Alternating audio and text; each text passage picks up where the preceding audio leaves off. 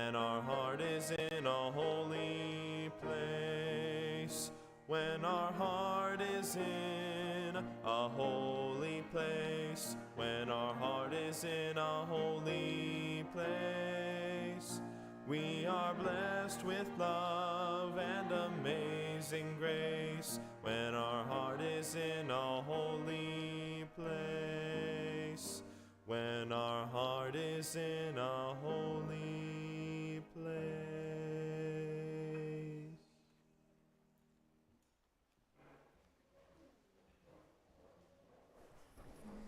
Good morning. We are so glad that you are here. I'm Kezia Walker-Cecil. My pronouns are she and they. I'm a worship associate here at UUS. I'm a tall, pale, red-haired person in my late 30s wearing jeans, a striped shirt, and my hair in a braid. You might notice today that our stage looks a little different than it usually does. We've been getting a lot of use out of this space this week between our theater camp kids and Reverend Bridget Laughlin's ordination service yesterday.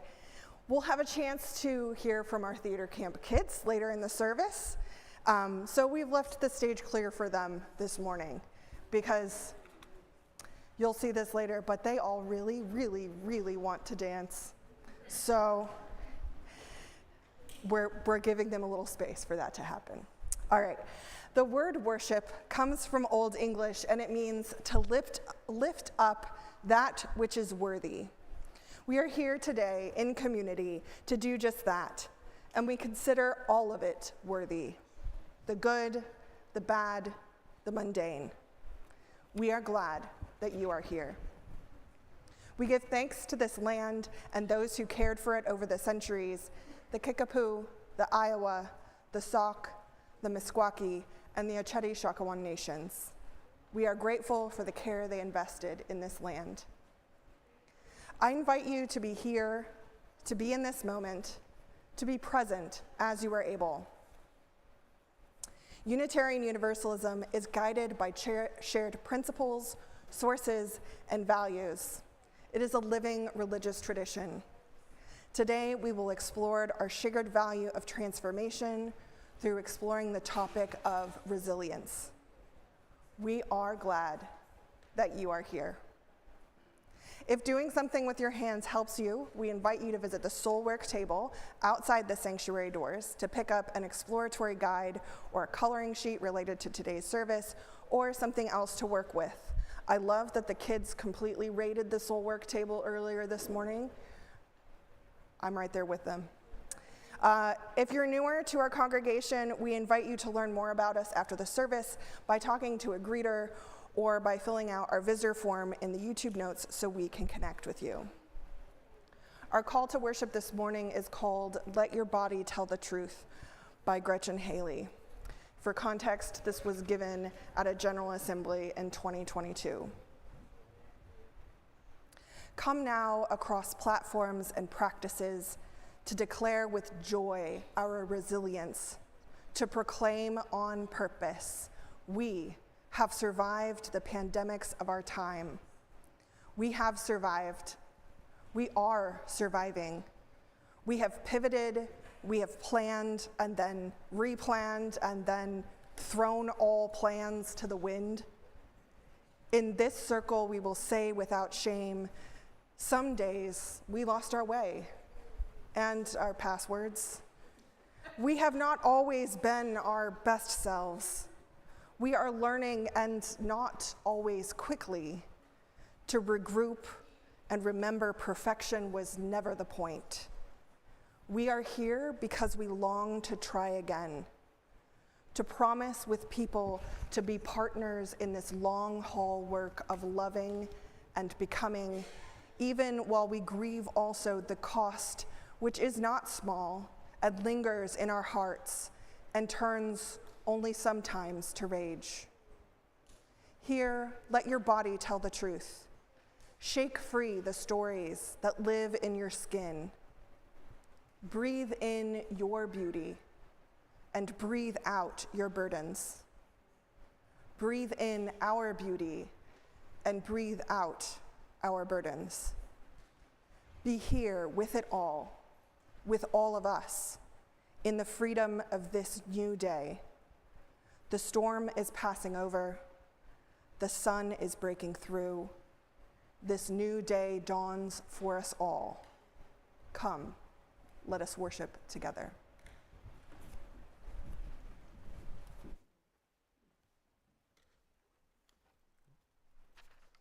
Our opening hymn for this morning is number 42, Morning So Fair to See. Please rise in body or in spirit.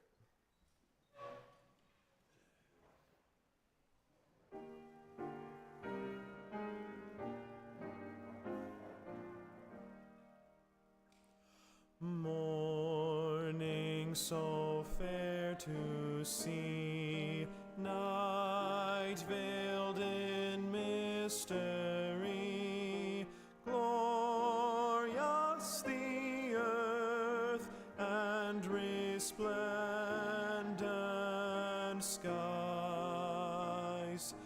Pilgrims we march along, singing our joyous song as through unearthly paradise.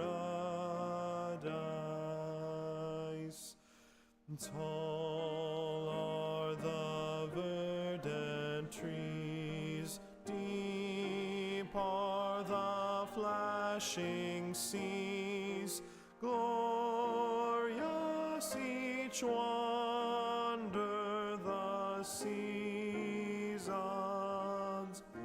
bring. Brighter is faith's surmise shining in pilgrim eyes, from which our waking spirits spring.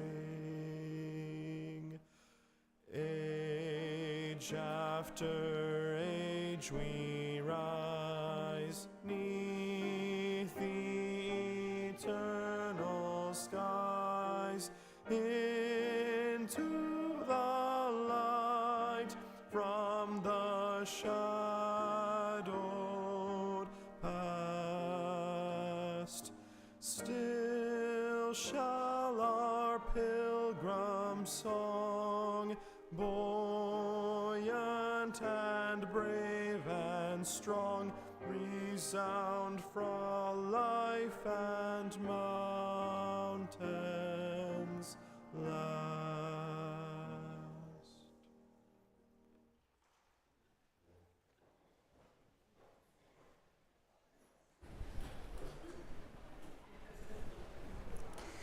As we gather in the spirit of unity and understanding, let us light this chalice, a symbol of our shared faith and principles.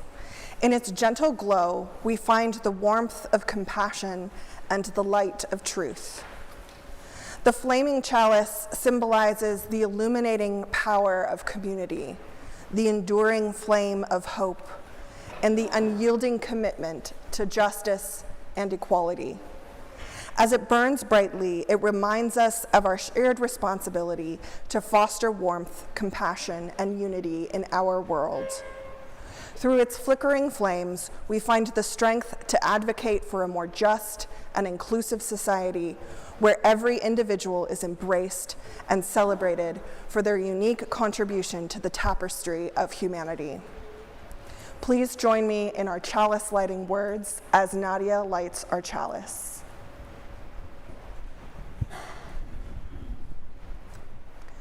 Life is a gift for which we are grateful. We gather in community to celebrate the wonder and mystery of this great gift. So let us now kindle the flame of our liberal religious heritage and renew our covenant of mutual love and care. Love is our doctrine, the quest for truth is our sacrament, and service is our prayer.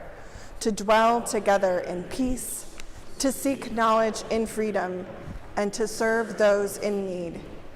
This we promise, this we covenant with life and one another.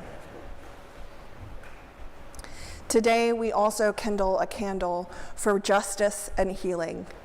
In a world often marked by strife and suffering, may this flame serve as a beacon of hope and a reminder of our commitment to making the world a better place. Let us reflect on those who are in need of healing, whether it be physical, emotional, or spiritual. May they find comfort and solace in the knowledge that they are not alone and that this community holds them in our hearts. We also acknowledge the injustices that persist in our world. May this candle inspire us to work tirelessly for equity, to stand up against discrimination, and to be agents of positive change. In the light of this chalice and the flame of justice and healing, may we find the strength and inspiration to make a difference in our own lives and in the lives of others.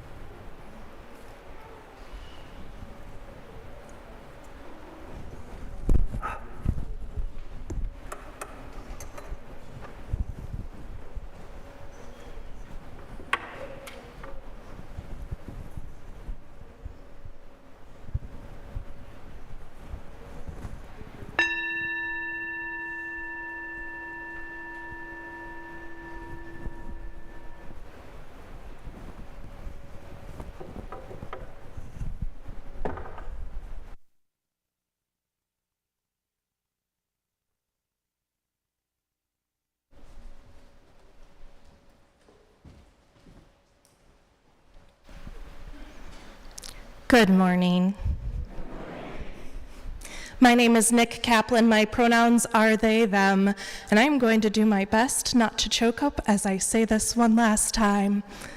I have been the grateful director of Lifespan Religious Education here at UUS for a little over 4 years.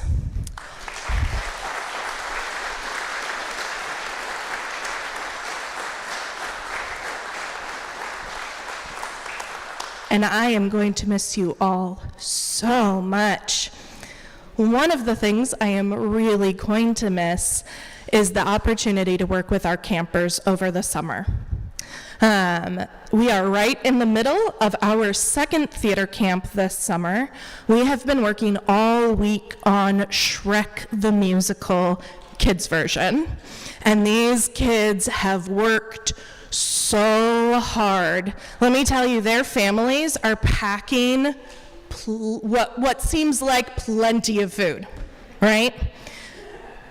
And then they come, and the kids are up here singing and dancing, and they finish it all at lunch. And then they get up and they do more singing and dancing and crafting, and then it's 2 o'clock, and we need snack. And we are falling on the floor from hunger. That's how hard they have been working this week. It is my absolute pleasure to invite all of my Shrek friends forward for just a little preview of the show that they will be putting on this Friday. So yeah, go ahead and come find your places. I'll step down here. You can find your spots. So they have been working on their songs and their dances. They only got their parts on Tuesday as they left the building. So they've really only had 3 days working on these things.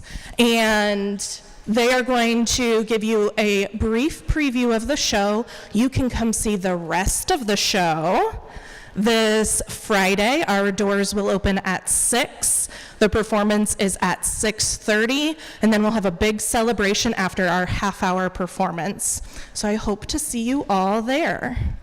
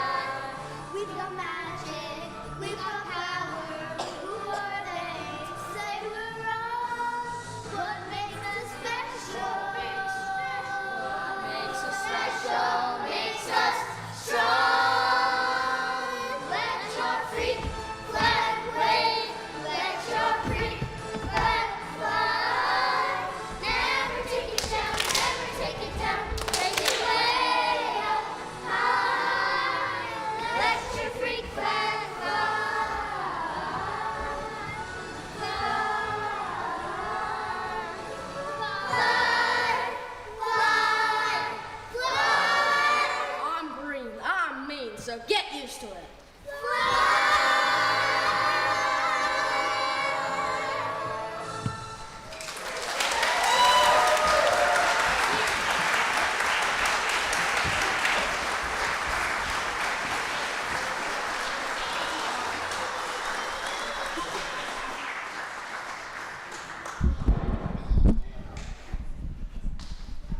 Great work, friends. We have come to the part in our service where our children light a lantern from our chalice to take the love and support of our congregation as they go explore our faith. This summer, we've been spending a lot of time learning about ecosystems and our part in them. We were supposed to be outside today. We're not going to be outside today. The air quality said no. So any children, youth, and teachers who would like to come to class, we will be heading and doing an ecosystem craft inside instead. So if you would like to head to class, please come forward as Rory lights our lantern from our chalice and we all join in singing Be Open.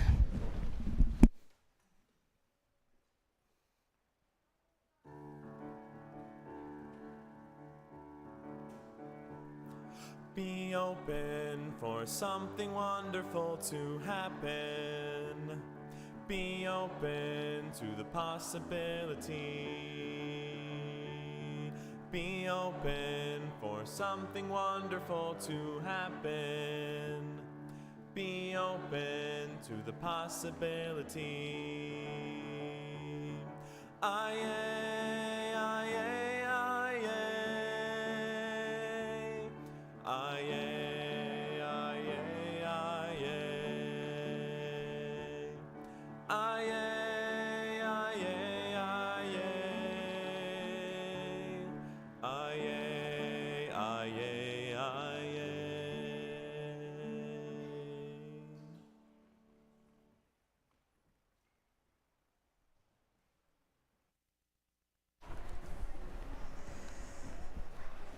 Today, our time of meditation, contemplation, and prayer will be slightly different than usual.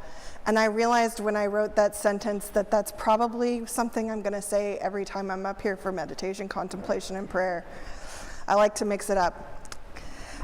In addition to providing our reflection for today's service, Cheryl Doyle has compiled a series of quotes and songs that are particularly meaningful to her in understanding and practicing resilience. So as we begin this time of meditation and contemplation and prayer, I invite you to take a moment to take a breath, to find your center, to be present in this moment. And as we open this time of meditation, we center ourselves in our core value of love. Please sing or hum along with us as we practice meditation on breathing.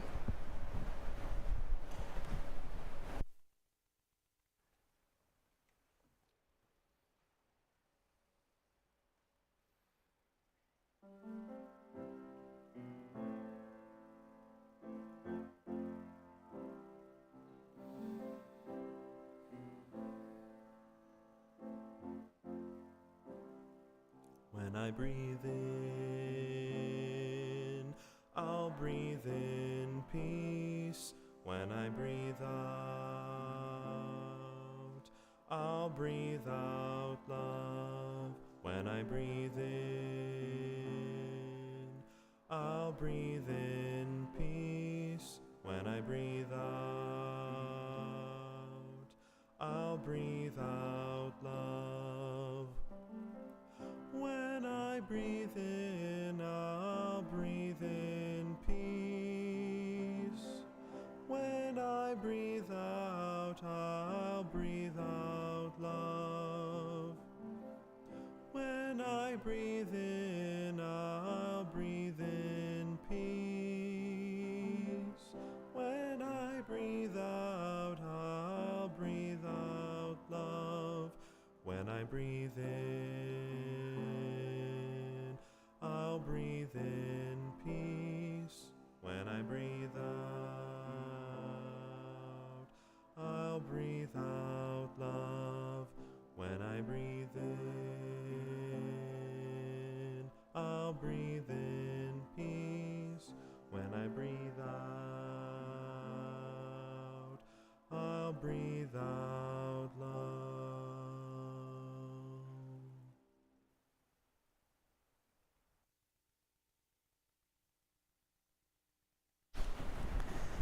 Resilience is defined as the ability to successfully adapt to stressors. And change is one of the most common stressors in our life. Having a good perspective on change can help us adapt to unexpected changes more gracefully. The following quotes are some excellent perspectives on the inevitability of change and the possibility that it opens up for us. This quote is often attributed to Marilyn Monroe. I believe that everything happens for a reason. People change so that you can learn to let go. Things go wrong so that you can appreciate them when they're right. You believe lies so you eventually learn to trust no one but yourself. And sometimes good things fall apart so better things can fall together. Pema Chodron wrote, "To be fully alive, fully human, and completely awake is to be continually thrown out of the nest. To live fully is to be always in no man's land. To experience each moment as completely new and fresh. To live is to be willing to die over and over again."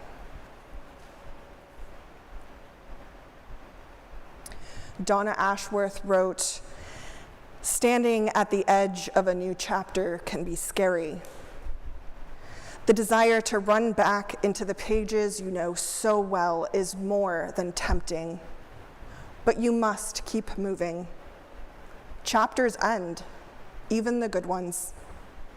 And if you linger in the past too long, your story cannot unfold the way it should. And you might just miss the most beautiful moments of your life whilst grieving the ones gone by. It's scary at the edge, my friend, I know. But just jump. You have so much ahead, and the good stuff behind will always be there." Let us lean into the beauty of change and the unfolding of the future as we sing this next song of meditation, "I Know This Rose Will Open."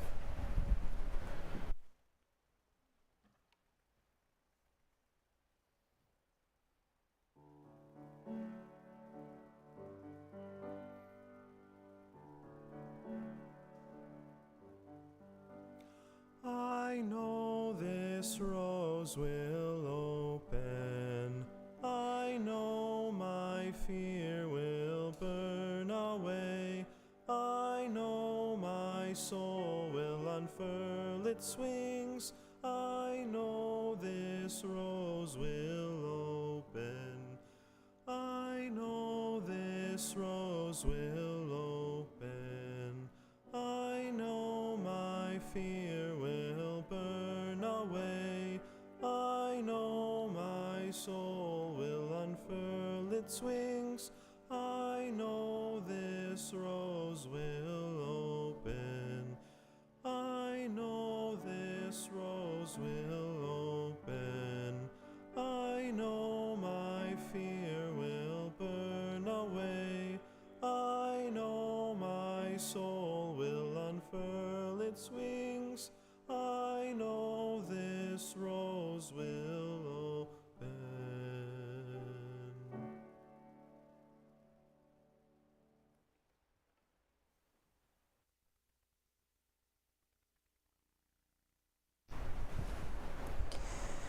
We close this time of meditation, contemplation, and prayer with a Buddhist prayer from the Garchen Institute.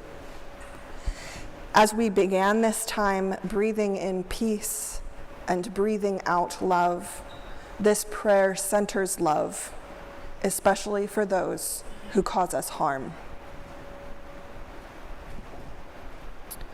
All Mother, sentient beings, limitless as space, especially those enemies who hate me, obstructors who harm me, and those who create obstacles on my path to liberation and omniscience. May they experience happiness, be free from suffering, and swiftly may they attain precious, unsurpassed, perfectly complete enlightenment.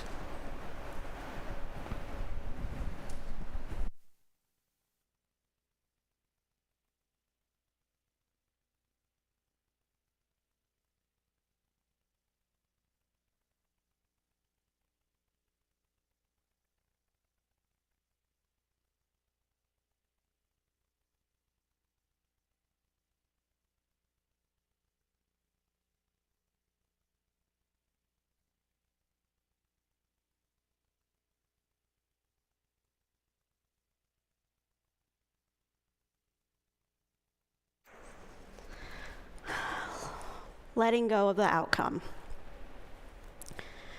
The bamboo bends is stronger than the oak that resists. This is a Japanese proverb. Good morning, I'm Cheryl Doyle. There's a phrase that has become a quiet companion in my life. Let go of the outcome. It sounds simple. It is anything but. Many of us spend our lives believing that if we work hard enough, plan carefully enough, love deeply enough, or sacrifice enough, life will unfold according to our expectations. We believe that effort guarantees outcome. Then life reminds us that it doesn't. For me, that reminder came not at once, but wave after wave. When the COVID pandemic began, I thought I was managing okay. Like so many people, I adapted.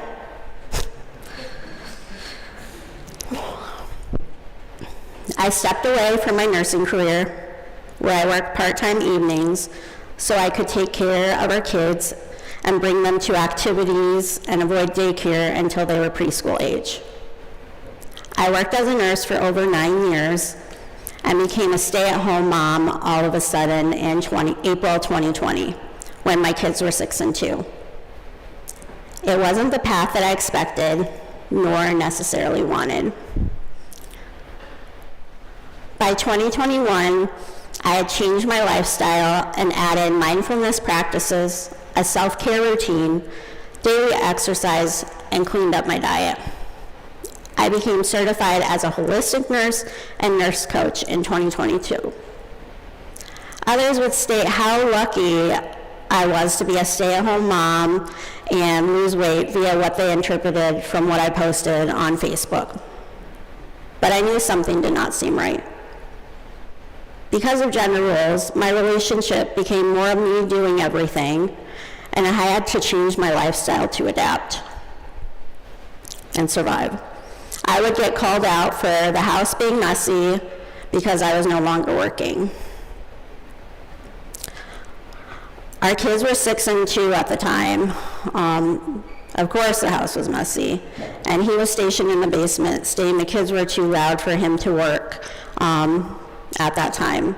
At that time, he was not really helping with the kids, and he wasn't traveling like he was pre-pandemic. I was told daily how lucky by him that I had a roof over my head. One of the things I am thankful for him is his suggestion to start therapy in the summer of 2020. However, in the summer of 2021, I returned to my nursing career at a different hospital. Instead of returning to normal, I was injured within 5 months of starting my new job as a nurse. While trying to recover, I came to finally recognize something even more painful. My marriage was not the supportive partnership I'd hoped it to be. Deciding to file for divorce was one of the hardest choices of my life. Suddenly, I was navigating injury, uncertainty, caring for my children, and a future that no longer resembled anything I had imagined. Also, I had to find representation for my work situation, since that was anything but compassionate. 6 weeks after filing for divorce, my phone was hacked. It sounds almost insignificant now, but in that moment, it became the final thread holding together an already overwhelmed mind. My thoughts spiraled towards worst-case scenarios about finances, custody, and survival, especially as an injured nurse who could not work in the same capacity in patient care, nor was my employer helpful in the matter of any of it. I found myself committed to a psychiatric unit, given a diagnosis of schizophrenia, due to my husband's collateral information and triangulation with my father. That diagnosis should have been a brief psychotic episode, with my symptoms lasting less than a month. I did not tell my parents much about my divorce, because they live in fear of finances and security. Happiness is not a deciding factor in their thought processes, just sacrifice. So when I did speak of divorce, they would say things that would suggest guilt-tripping me into staying in that situation. Luckily, my father and I have gotten our relationship back within a few months of that commitment, but my trust was damaged. I did get that diagnosis taken off, but it took months. I had it taken off right before my temporary care of the kids hearing. It took me 6 months to get that diagnosis taken off, knowing it was wrong immediately. As a nurse, I had spent over 10 years caring for others in hospitals in a post-surgical setting. I never imagined I would become a psych patient. What surprised me most wasn't simply being there. It was the experience of not feeling heard. Even as someone who understood healthcare, I felt dismissed. I knew what it felt like to have another person decide they understood your story before fully listening to it. That experience changed me. Sometimes our greatest calling is born from the place where we have been wounded. After leaving the hospital, I found myself searching, not for certainty, but for peace. That search led me to Buddhist practice. I spent time at Garchen Mila Center downtown, learning teachings that continually return to one difficult invitation: let go. Do not let go of caring. Do not let go of love. Do not let go of justice, but let go of the illusion that we can control every outcome. I realized how much energy I spent trying to force life back into the shape I thought it should have, the marriage I thought I would have, the career I thought I would keep, the future I thought I had planned. None of it existed anymore. And strangely, once I stopped fighting reality, I found room to breathe. Buddhism teaches that suffering often comes from attachment. Not simply attachment to people or possessions, but attachment to how life is supposed to unfold. Our Unitarian Universalist faith speaks differently, yet arrives in a similar place. We are a living tradition. We recognize that truth unfolds. We covenant not because we always agree, but because we promise to journey together through change. Our faith asks us to remain open to new understanding, new relationships, and sometimes entirely new lives.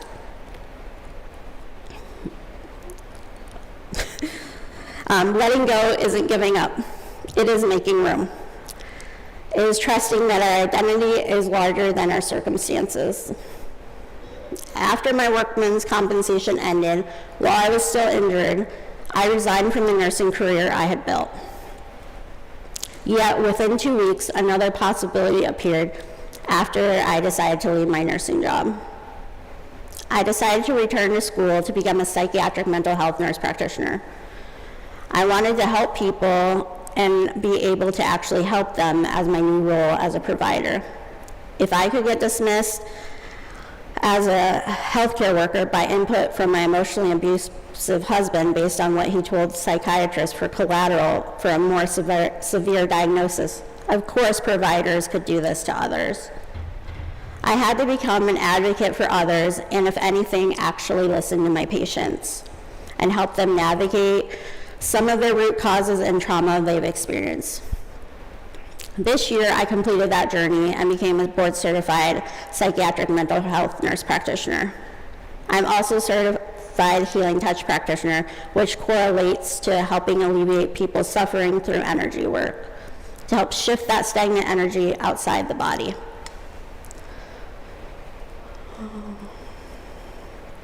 People often congratulate me on finishing school. What they don't always realize that earning that degree wasn't my greatest accomplishment. The greater accomplishment was believing there still could be a future worth building with all the adversities I have undergone.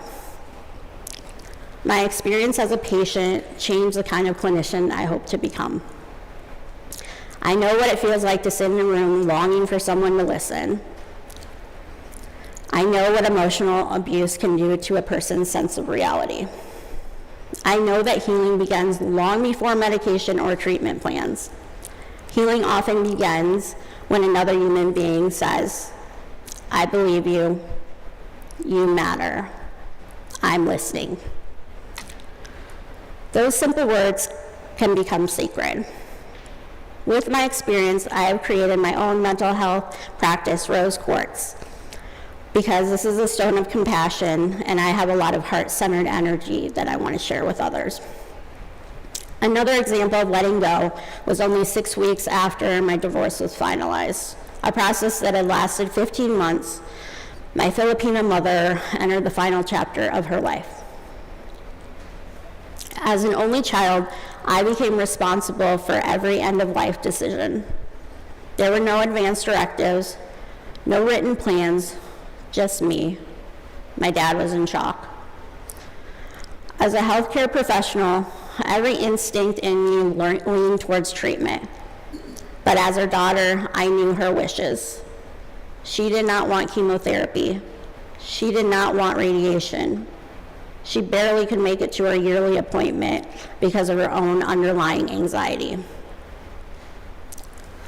My responsibility became not extending life at any cost, but honoring the life she had lived and the choices she had made.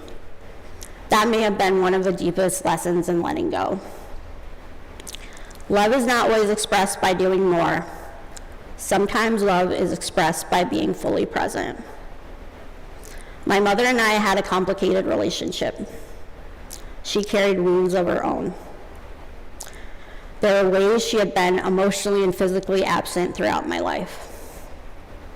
Those realities did not disappear, but neither did compassion. In her final days, I could not rewrite our history. I could only choose how I would show up. Presence became my gift, and perhaps unexpectedly, it became a gift to myself as well. There's a temptation to tell stories like mine as stories of triumph, but that isn't quite right. Resilience is not pretending everything worked out perfectly. Resilience is discovering that even when life does not work out as planned, we are still capable of becoming people of compassion. Resilience is allowing grief and hope to sit beside one another. Resilience is understanding that letting go is not a single decision. It is a practice. Some days we release resentment. Some days we release certainty. Some days we simply release the expectation that today has to be better than yesterday. Our faith reminds us that we do not practice this alone. This is one of the reasons my daughter and I have continued to come here over the past few years, whenever we can, despite the realities of busy schedules and children's activities. Community matters, not because it removes suffering, but because it reminds us we do not carry suffering alone. There may be someone sitting here today that is holding on to a future that no longer exists. Perhaps it is a relationship, a career, a dream, a version of yourself you thought you would always be. If that is you, I offer you this gentle reminder.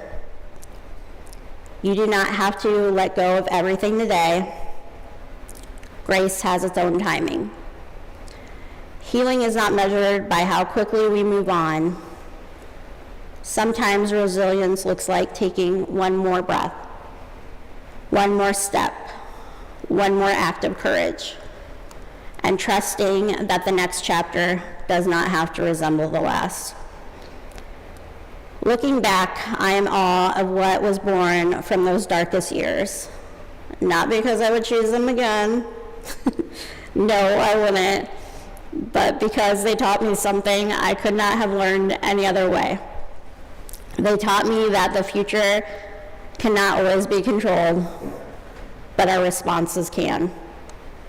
We can choose compassion. We can choose presence. We can choose to listen. We can choose hope. There is still light, even when we cannot yet see the sunrise. May we have the courage to release what no longer serves us.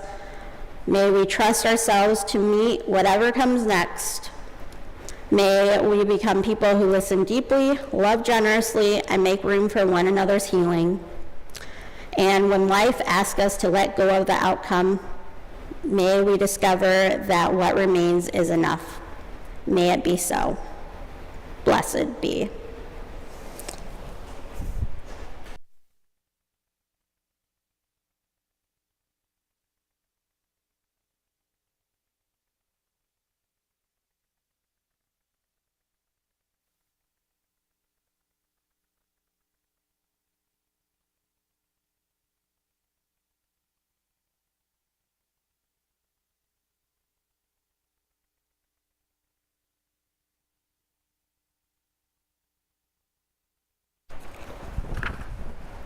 Thank you so much, Cheryl.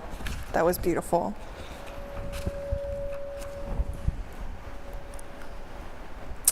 To live out our mission, values, and principles, each week's Sunday's offering goes to an organization in the community that this congregation has chosen to support. Our community partner agency this month is Immigrant Welcome Network of Johnson County, which provides housing support and connections to local resources for immigrants who are new to our community. Cash and non-pledge offerings are shared between our community partner agencies and UUS, with 75% going to support our partners. You may use the memo line of a check or our online giving portal to designate a contribution to the community partner agency, your annual pledge, or additional operating expenses. As we conduct the offering, we also recognize the many non-financial contributions that keep our congregation running and that members of our congregation provide to a broader community. We are grateful for everything, tangible or not, that you are willing and able to give. As we give and receive the offering, may we be transformed by our giving, and may the world be transformed by our gifts.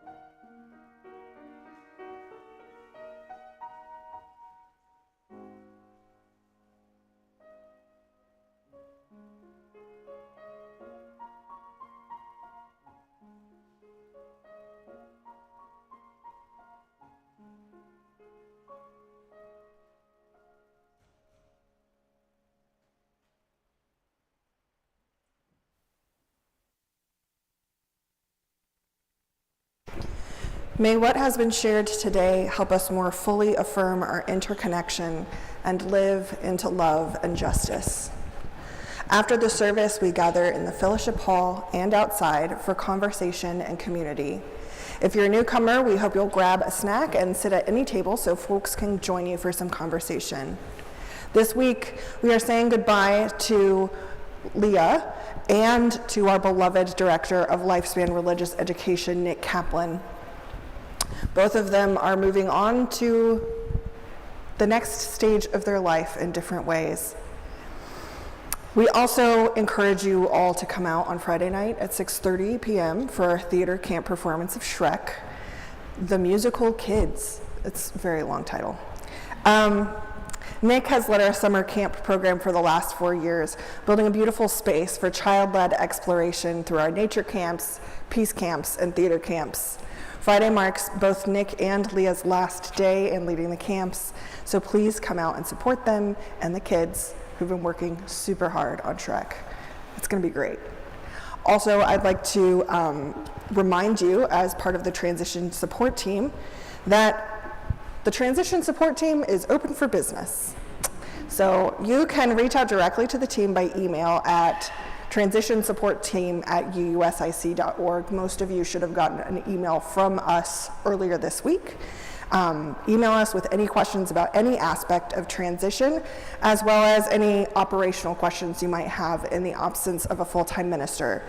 The members of the team are Sarah Ross, Jan Weaver, Ruth Appleton, me, Brian Dale Lapswich, and Virginia Milroy. And remember to keep an eye out for the Wednesday emails for further updates as our search for a full-time minister continues to unfold. Yeah. So I'm doing a presentation on holistic health and decreasing stress at the Senior Center if anyone wants to attend on Wednesday at 10. Oh, lovely. Anyway, that's been set up, so just putting it out there. Thank you for sharing.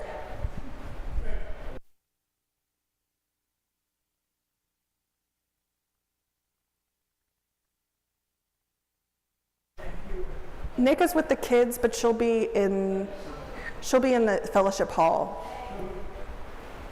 They will be in the fellowship hall. Oh, well, I'm sure we can give them a standing ovation. We can give them as many as we want. We're not limited in our time. Our closing hymn for this morning is number 128, For All That Is Our Life. Please rise in body or in spirit.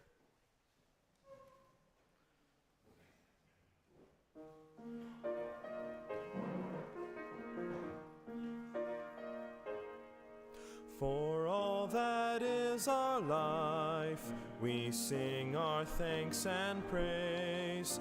For all life is a gift, which we are called to use, to build the common good, and make our own days glad.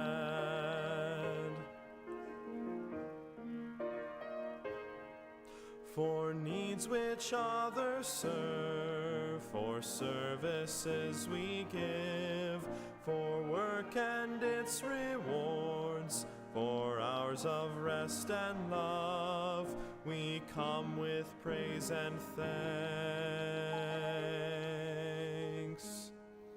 And all that is our life.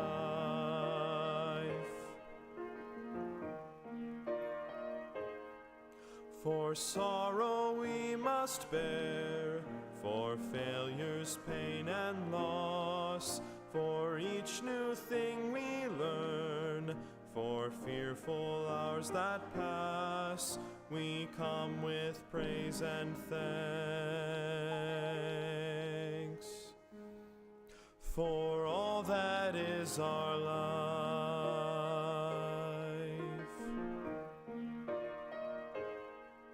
For all that is our life, we sing our thanks and praise. For all life is a gift, which we are called to use, to build the common good. and make our own days glad.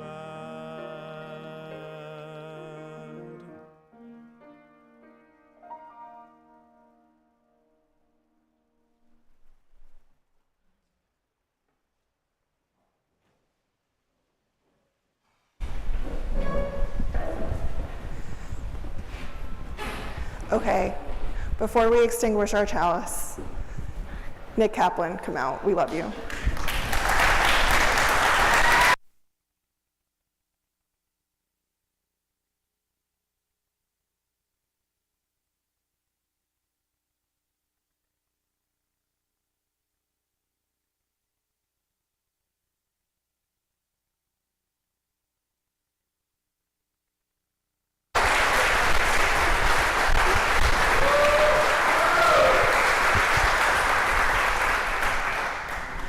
They're the best. Please join me in the words for extinguishing our chalice. We extinguish this flame, but not the light of truth, the warmth of community, or the fire of commitment. All these we carry in our hearts and in our minds until we are together again.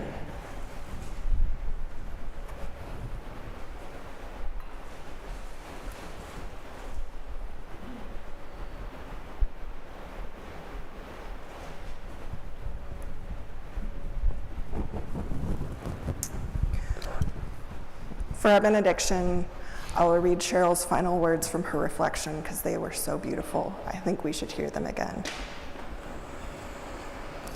There is still light, even when we cannot yet see the sunrise. May we have the courage to release what no longer serves us. May we trust ourselves to meet whatever comes next.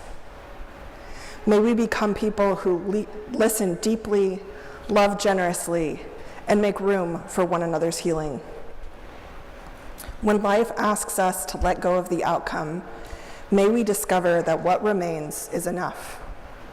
May it be so. Blessed be.